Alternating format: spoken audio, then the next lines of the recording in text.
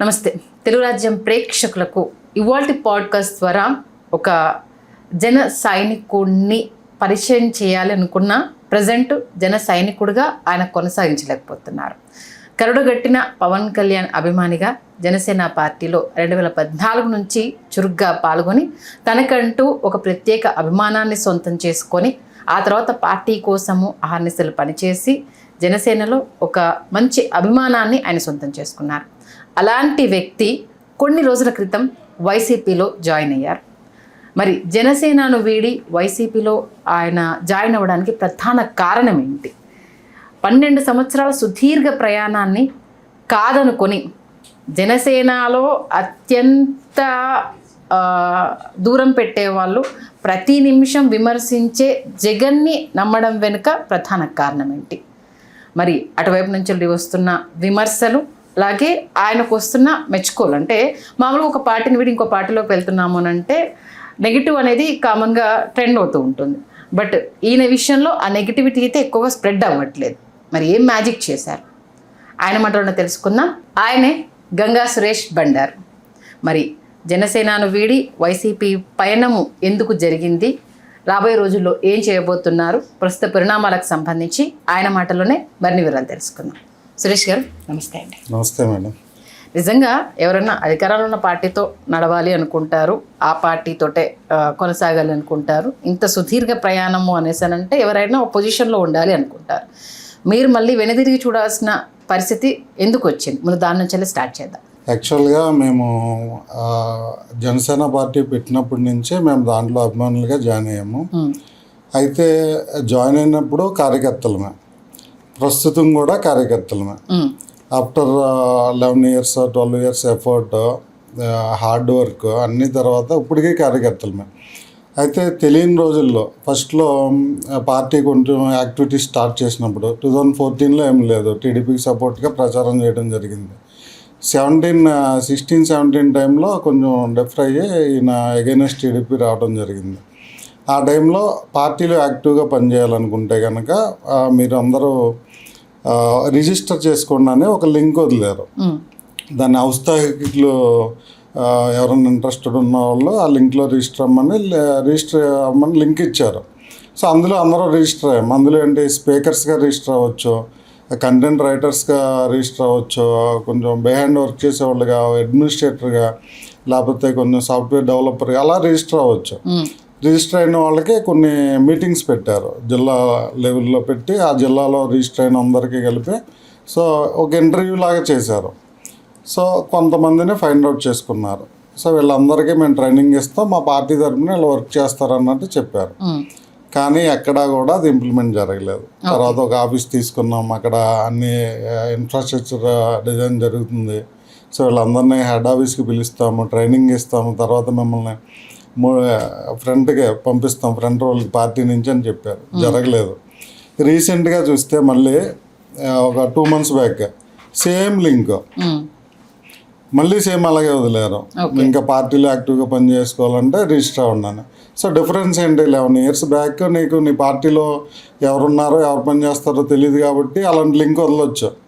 కానీ ఇప్పుడు కూడా లింక్ వదిలేరంటే మీకు ఎలాంటి డేటా లేదు, మీకు ఎవరు పని చేస్తారో తెలియదు నియోజకవర్గాల్లో. సో ఇలా చాలా ఇన్సెంటివ్గా అనిపించింది నాకైతే కనుక ఇన్ని సంవత్సరాలకి మళ్ళీ. సో ఇలాంటివన్నీ కొన్ని తర్వాత మా లోకల్గా టీడీపీ పార్టీకి సపోర్ట్ చేయమని కలిసి వెళ్ళారు కదా ఎలక్షన్, సపోర్ట్ చేసాము. సపోర్ట్ చేసినాక కళ్యాణ్ గారు ఏం చెప్పారు, మీకు 21 seats మనం తీసుకున్నాము, కానీ ఇది ఒకటే అయిపోదు ఎలక్షన్ అంటే, గెలిపించుకున్నామంటే కనుక అధికారంలోకి వస్తే మనం ఒక 30% వరకు మనం డిమాండ్ చేయొచ్చు నామినేటెడ్ పోస్టులు అన్నారు. సో నా వరకు నేను ఎంతో మా లెవెల్లో ఖర్చు పెట్టి సపోర్ట్ చేసాం టీడీపీ క్యాండిడేట్. మా జీవితంలో టీడీపీకి ఓటేయలేదు, అయినా సరే మేమందరం మొబిలైజ్ అయ్యి ఆ పార్టీకి అండవా కప్పుకుని ఆ పార్టీకి జై కొట్టి సపోర్ట్ చేసి గెలిపించుకున్నాం. ఈరోజు నామినేటెడ్ పోస్టుల్లో ఏమన్నా ఒక 2-3 పోస్టులు ఇమ్మని మనతో కలిసి తిరిగిన కుర్రోళ్ళకి ఇస్తే ఇమ్మని అడిగితే ఇవ్వట్లేదు. వాళ్ళని కొంచెం అవమానపరిచే విధంగా. సో ఎవరో డబ్బులు ఇస్తే వాళ్ళకి ఆ పోస్టులు ఇస్తూ పైకేమో మీ ఇన్ఛార్జ్ నుంచి రావాలంటారు ఎమ్మెల్యే. ఓకే. ఇన్ఛార్జ్ దగ్గరికి వెళ్తేనేమో నాకు ఎలా వస్తున్నాయో పేర్లు నాకు తెలియదు అంటారు. ఇది ఒక గేమ్ లాగా, ఒక అండర్స్టాండింగ్ లాగా. పనిచేసిన వాడికి పోస్ట్ ఇస్తే కనుక వాడు ఏం పెట్టుకోడు, ఆల్రెడీ వర్క్ చేసి ఉన్నాడు కాబట్టి. కొత్త వాడిని ఎంకరేజ్ చేయడం, వాడి దగ్గర కొంచెం మనీ తీసుకోవడం, పోస్టులు ఇవ్వడం, ఇవన్నీ జరుగుతున్నాయండి. సో ఇవన్నీ చూసి, సో అధికార పార్టీలో ఉన్నా మనం ఒక ప్రతిపక్ష పార్టీ టైప్లోనే ఉన్నాము. మనం ఎప్పుడు సపోర్ట్ చేయని పార్టీకి సపోర్ట్ చేసి కూడా ఇలాగే ఉన్నాము. సో ఇంకా ఈయన 15 సంవత్సరాలు ట్రావెల్ చేయాలంటున్నారు. సో ఈ 15 సంవత్సరాలు మేము ట్రావెల్ చేయలేము ఇంకా టీడీపీ వాళ్ళతో కూటమిగా కలిసి. సో టీడీపీని ఓడించాలి మా ధ్యేయం. ఓకే. సో టీడీపీని ఓడించగలిగిందే ఒక వైఎస్ఆర్సీపీ మాత్రమే ప్రజెంట్. సో అందుకనే మేము వైఎస్ఆర్సీపీకి రావడం జరిగింది. అసలు 12 సంవత్సరాలు అందులో ఉన్న జనసేన తోటే కదా గంగా సురేష్ తెర మీదకి తెలిసింది. పవన్ కళ్యాణ్ ద్వారానే కదా గంగా సురేష్ తెలిసింది. ఇప్పుడు ఆయనను కాదనుకొని ఇప్పుడు వెళ్తున్నారు. మరి ఈ పేరు ప్రఖ్యాతలు ఆయన పెట్టిన భిక్ష కాదా అనే వాళ్ళకి ఏం సమాధానం చెప్తారు? మంచి ప్రశ్న అడిగారండి. ఇది మన జన సైనికులు కూడా నేను చెప్పదలుచుకున్నాను. ఒక యాక్టివిటీ కంటిన్యూగా కాన్స్టెంట్గా చేస్తున్నప్పుడు ఆ రిలేటెడ్ పీపుల్ మనకు పరిచయాలు అవుతారు. సపోజ్ మీరు ఒక బ్లడ్ క్యాంప్ లాంటి ఒక యాక్టివిటీ చేయండి. సో బ్లడ్ డొనేట్ చేసేవాళ్ళు కానీ, రిక్వైర్ ఉన్నవాళ్ళు కానీ, లేకపోతే ఇంకా మీలాగా బ్లడ్ డొనేట్ చేసేవాళ్ళు కానీ ఉండి, బ్లడ్ డొనేషన్ ఆర్గనైజ్ చేసేవాళ్ళు కానీ ఉండి, ఒక చైన్ బేస్లో మనకు ఫ్రెండ్స్ అవుతారు. అది నువ్వు నీ కెపాసిటీ, నువ్వు జిల్లాకు పనిచేస్తావు జిల్లాలోనే అవుతావు, రాష్ట్రానికి పనిచేస్తే, దేశానికి పనిచేస్తే మీకు దేశవ్యాప్తంగా నెట్వర్క్ వస్తుంది. మీరు గోతులు పూడ్చే కార్యక్రమం పెట్టుకోండి, సేమ్ అదే యాక్టివిటీ, మీకు అలా చేసేవాళ్ళందరూ మీకు ఫ్రెండ్స్ అవుతారు. మీరు ఇంకో మొక్కలు నాటే కార్యక్రమం పెట్టుకోండి. అలా మీరు ఏ యాక్టివిటీ చేసినా సరే సో ఆ రిలేటెడ్గా మీకు ఒక చైన్ బేస్ ఏర్పడుద్ది.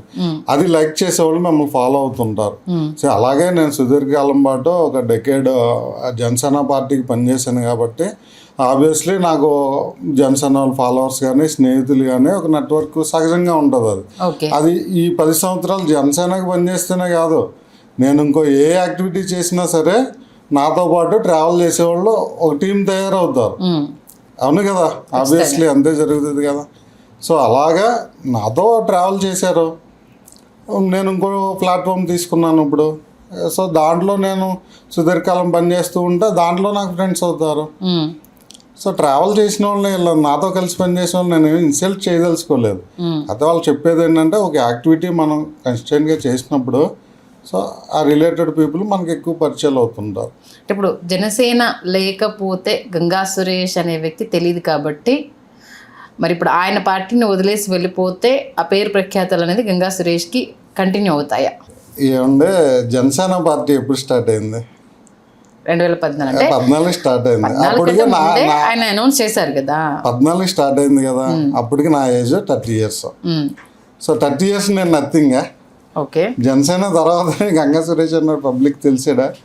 నా యాక్టివిటీస్ నేను ఎప్పుడు చేసుకుంటూనే ఉన్నాను. నేను స్కూల్ చదివేటప్పుడు నేను లీడర్ కాంపిటీషన్లో పోటీ చేసేవాడిని.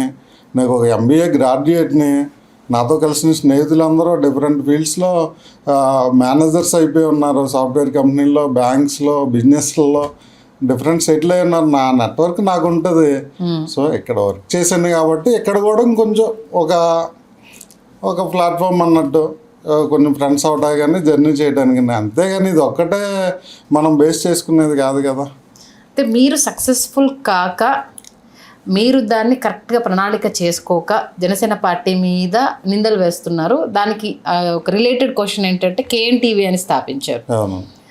జనసేన గొంతుగా నిలబడుతుంది, ఖచ్చితంగా ఇది చాలా సక్సెస్ అవుతుంది. ఆ టైంలోనే తెర మీద తీసుకురావడము, దాన్ని ఛానల్ని ఖచ్చితంగా జనసేన ఆదరిస్తే ఓ స్థాయిలో వెళ్ళిపోతుంది అనే సిచ్యువేషన్లో స్టార్ట్ అయ్యి తర్వాత క్లోజ్ అయిపోయింది. క్లోజ్ అవ్వలేదు అంటే ఆ రేంజ్లో మళ్ళీ వాయిస్ చేయలేదు. స్టార్ట్ అయినప్పుడున్న వాయిస్ తర్వాత కాలక్రమేణా అది తగ్గిపోవడము, యాక్టివిటీ అనేది క్లోజ్ అవ్వడం మనం చూసాం. ఈయన సక్సెస్ఫుల్ కాదు కాబట్టి ఎదగలేకపోయాడు. దానికి ఎగ్జాంపుల్ KNTV అంటూ ఆపాదించే వాళ్ళకి ఏం చెప్తారు? KNTV అనేది క్లోజ్ కాలేదండి, స్టిల్ రన్నింగ్లో ఉంది. అవి షార్ట్ న్యూస్ యాప్స్ లాగా ప్రజెంట్ తీసుకొచ్చాము. ఆ వెబ్సైట్ ఎప్పుడు రన్నింగ్లో ఉంది. ఆ పేపర్ అనేది ఎప్పుడు రన్నింగ్లో ఉంది. దాన్ని ఎస్టాబ్లిష్ చేస్తూనే మేము వచ్చాము. కేవలం వీడియోస్ ఆపేసానండి నేను, యూట్యూబ్ వీడియోస్. కానీ అంతకుముందు సిటీ కేబుల్గా కొంచెం 2 నెట్వర్క్స్లో ప్లే అయ్యేది. NST నెట్వర్క్ను, ప్రకాశం జిల్లా RTL నెట్వర్క్. సో ఈ వీడియోలు ఆపేయడం వల్ల ఆ నెట్వర్క్లో ఛానల్ టెలికాస్ట్ కూడా ఆపేసాము. సో దీన్ని స్టార్ట్ చేయడానికి ప్రధాన ఉద్దేశము, మేము మా ఫ్రెండ్స్ టీం ఉన్నారండి. సో సురేష్ అనే అతను కొంచెం మంచి పొజిషన్కి వెళ్ళాలి, టీం వర్క్ చేయాలి, తనకి బ్యాక్ ఎండ్ వర్క్ చేయాలన్నట్టు టీం ఉన్నాం. సో మా టీం ఎలా వర్క్ చేసేవాళ్ళం అంటే ఎస్ఎఫ్ఏ అని ఒక ఆర్గనైజేషన్ పెట్టాం, సర్ ఫుడ్ ఫర్ ఆల్ అని. ఓకే. హైదరాబాద్లో 300 మెంబర్స్ టీం అయ్యాం. టీం అయిన తర్వాత ఎక్సెస్ ఫుడ్ ఏదన్నా ఫంక్షన్స్లో మిగిలిపోయిన ఫుడ్ కలెక్ట్ చేసుకుని కొంచెం రిక్వైర్డ్ ఉన్న పీపుల్కి హాస్పిటల్స్కి వెళ్ళి కొంచెం అలాంటి ప్లేస్లో డిస్ట్రిబ్యూట్ చేసేవాళ్ళం, ఈ కార్యక్రమం చేసేవాళ్ళం. తర్వాత నేను చదువుకునే రోజుల్లో ఒక ఆయన కాంగ్రెస్ పార్టీలో యాక్టివ్గా వర్క్ చేసేవాడు. సో రాజశేఖర రెడ్డి గారి రోడ్ షో అప్పుడు తన వాటర్ ప్యాకెట్లు డిస్ట్రిబ్యూట్ చేసేవాడు ఇది కార్యకర్తలందరికీ. సో అలా కంటిన్యూగా యాక్టివిటీ చేశాడు. ఆ యాక్టివిటీ చేయటం వల్ల తనకి రికగ్నైజేషన్ వచ్చింది. రికగ్నైజేషన్ పార్టీ గుర్తింపించి తనకు ఒక పోస్ట్ ఇవన్నీ ఇచ్చారు. సో అలాగే ఒక యాక్టివిటీని కంటిన్యూగా చేస్తే పార్టీ రికగ్నైజ్ చేస్తానని నా మనసులో పడింది. ఓకే. తర్వాత నేనేం చేశాను, వైఎస్ రాజశేఖర రెడ్డి గారు మేము చదువుకునే రోజుల్లో డైలీ అంటే మీరు అటువైపు టర్న్ అవ్వడానికి ఒక పొలిటికల్ ఎంట్రీకి ఆజ్యం పడడానికి వైఎస్ రాజశేఖర రెడ్డి మీటింగ్ మేము చదువుకునే రోజుల్లో అంటే మార్నింగ్ కాలేజ్కి వెళ్ళేవాళ్ళు, ఆఫ్టర్నూన్ ఇన్ రోడ్ షో ఎక్కడ జరిగితే అక్కడ వెళ్ళిపోయేవాళ్ళు. నగేష్ అన్నయ్య అని ఒక ఆయన కాంగ్రెస్ లీడర్ ఉండేవారు అప్పుడు మా లోకల్గా. సో ఆయన కోఆర్డినేట్ చేసేవారు టీంని. సో ఎక్కడ ఉంటే అక్కడికి వెళ్ళిపోయేవాళ్ళం. అలాగే ఫుల్ ఇంట్రెస్ట్ ఉంది పాలిటిక్స్. 2003 నుంచి కూడా మేము ఎలక్షన్ టైంలో మీకు తెలియదే ఉంది, అక్కడ ఓట్లు చూసుకోవడం, డిస్ట్రిబ్యూషన్స్ అందరినీ చూసుకోవడం, ఇవన్నీ ఇంట్రెస్ట్ ఉండేది. యూత్ కదండి అప్పుడు, బాగా 20 years బ్యాక్ అంటే మాకు అప్పుడు 20 years. సో యాక్టివిటీ అలాగా. సో ఒక యాక్టివిటీని కంటిన్యూగా చేస్తే రికగ్నైజ్ చేస్తారని ఒకరోజు భీమవరం మీటింగ్కి వెళ్ళామండి, జనసేన మీటింగ్. పిల్లలు జెండాలతో ఆడుకుంటున్నారు, జనసేన జెండాలతో. ఒక పెద్ద ఆయన వచ్చి పాపం ఇన్నోవా కార్లో దిగి జెండా అడుగుతున్నాడు వాళ్ళే ఏమన్నారు, ఆయన ఫీల్ అయ్యి వెళ్ళిపోయాడు. సో ఈ జెండా కార్యక్రమం చేస్తే బాగుంటుందని చెప్పి నేను జనసేన జెండాలు కొనుక్కుని ఇంట్లో పెట్టుకుని అక్కడ మీటింగ్ జరిగిన వెళ్ళేవడం, లేదా ఎవరైనా కార్యకర్తలన్నా మా ఊర్లో ర్యాలీ అవుతుంది కొన్ని జెండాలు కావాలంటే అలా పంపించడం, అలాగే లక్షల్లో జెండాలు నేను డిస్ట్రిబ్యూట్ చేశాను. ఆ ప్రోగ్రాము కంటిన్యూగా చేశాను. అయితే 2019 తర్వాత కొంచెం మా టీం అంతా డిస్కస్ చేసాం, సురేష్ ఎక్కడికక్కడ మనం యాక్టివిటీ చేస్తున్నాము, సో మనం ఫండ్స్ అంతా అంటే ఇప్పుడు ఓడిపోయాం ఇంకా అది జీరో. సో ఈసారి మనం చేసే యాక్టివిటీ అది గ్రో అవుతుండాలి.